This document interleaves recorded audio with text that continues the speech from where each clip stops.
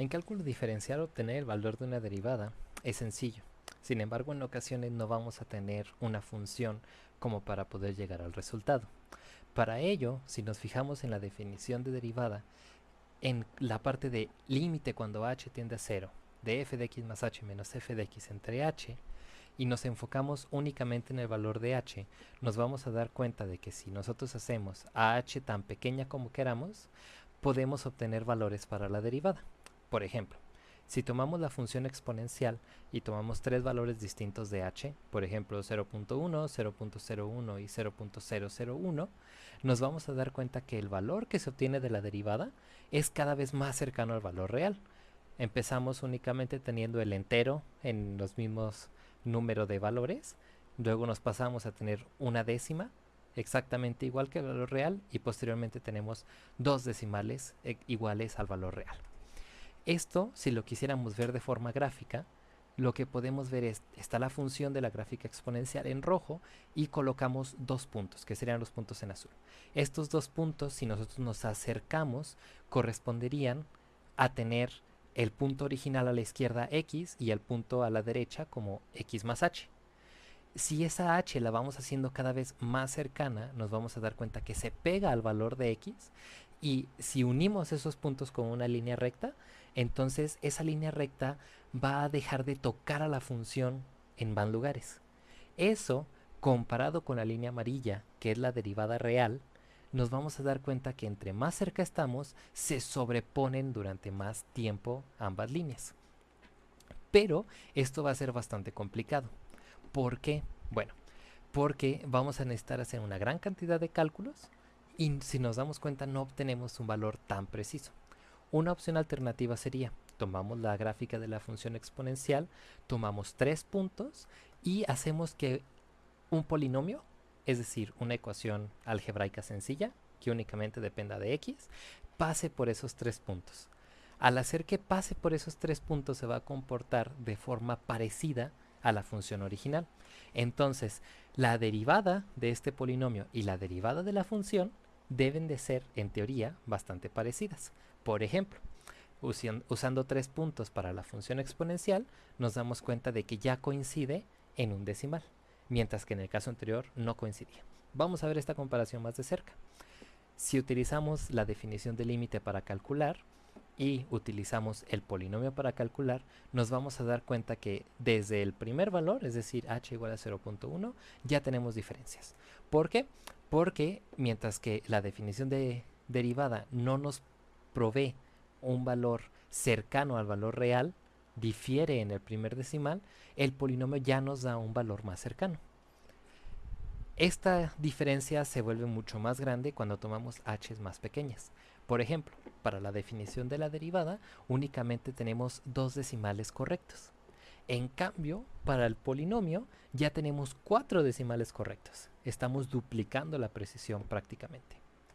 Esto puede tratarse de manera un poco más técnica. Si suponemos que hay un punto y que x1 es ese punto más una pequeña distancia, podemos escribir cualquier función como un polinomio más un pequeño error.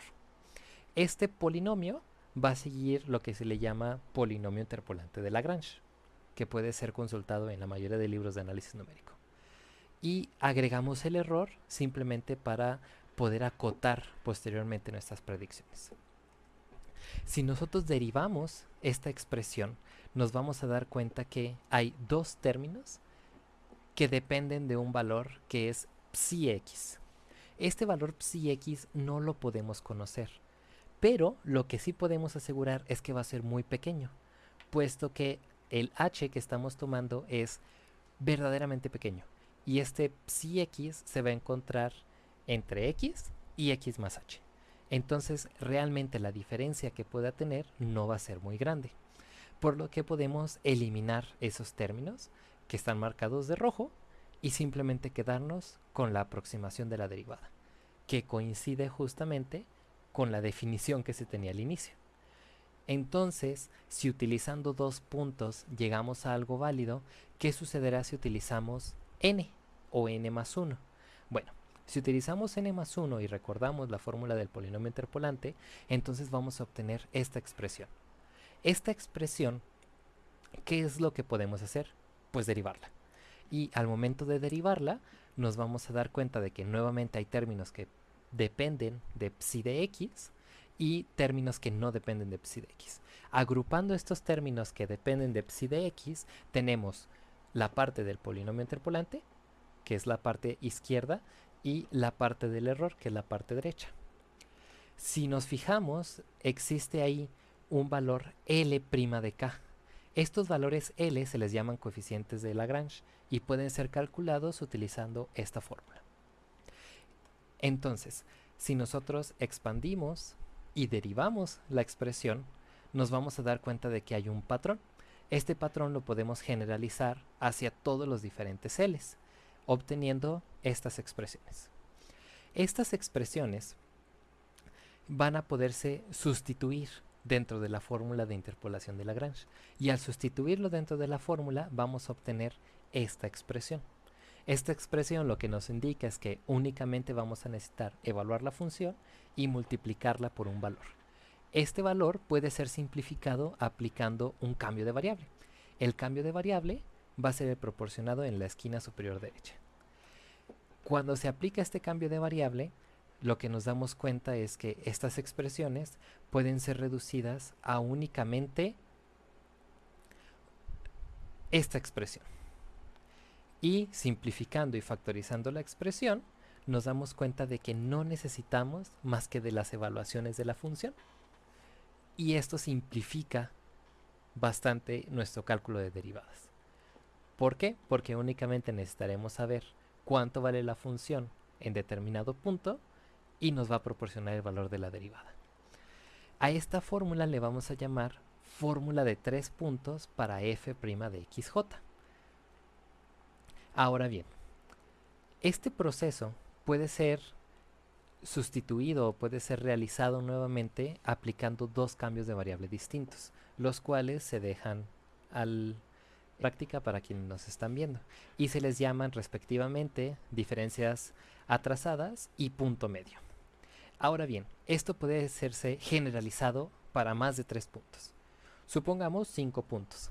Tomemos la función seno y hagámoslo en pi medios. Entonces, tomamos los 5 valores en pi medios y aproximamos mediante un polinomio. Como nos podemos dar cuenta, el polinomio se va a aproximar cada vez más a la función entre más puntos usemos. Pero, obviamente, vamos a tener una desventaja, y es que el polinomio se va a volver un poco más complicado. En este caso, para f de x igual a seno de x, vamos a tener que el polinomio es 1.76 menos 3.4x más 4.3x cuadrada menos 1.91x cúbica más 0.29x cuarta. Sin embargo, la aproximación es mucho mejor, puesto que obtenemos que si bien el valor real es de 0, el valor obtenido es de 0.00051, es decir, 3 decimales correctos. El desarrollo para este método es bastante similar.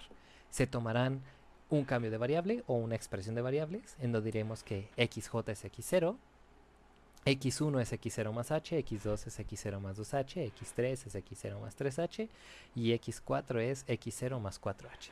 Es decir, estamos tomando un punto y 5 lugares hacia la derecha. Aplicando esto hacia los coeficientes de Lagrange obtenemos estas expresiones. Y si las derivamos y simplificamos, obtenemos esa simplificación. Sustituyendo estos valores dentro de la fórmula, obtenemos esta expresión. Y simplificando, factorizando y reduciendo, obtenemos la fórmula de 5 puntos para la derivada de xj.